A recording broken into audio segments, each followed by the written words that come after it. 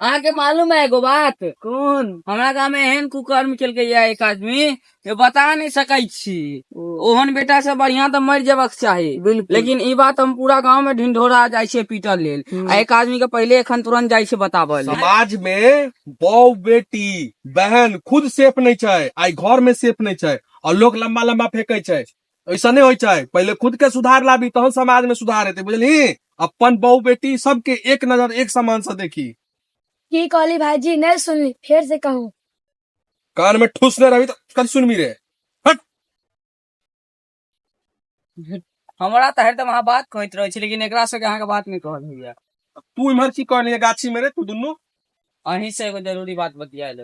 अत्ते जरूरी बात भऽ गेल, तू गाछी आ गेली तो काजो नहीं कर देबे गाछियों में। लो बहुत जरूरी बात, चल फटाफट बाज। गांव में एगो कुपात्र बेटा भ गेला। कुपात्र तोरा से बदनंबर के कुपात्र भऽ गेलै रे। अहाँ के तो खाली हमरा हरदम हमरे पर लागल है। तोरा से नंबर कुपात्र बेटा के भऽ गेलै?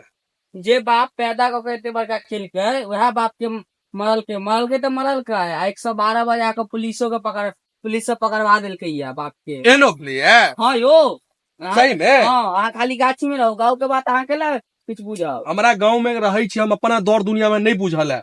ई तो अहाँ के बुझले नहीं है, जो उन कुपात्र बेटा किया है नीच काम के केला क्या के लगा तो मालूम है? नाम नहीं मारेगा मारेगा मारेगा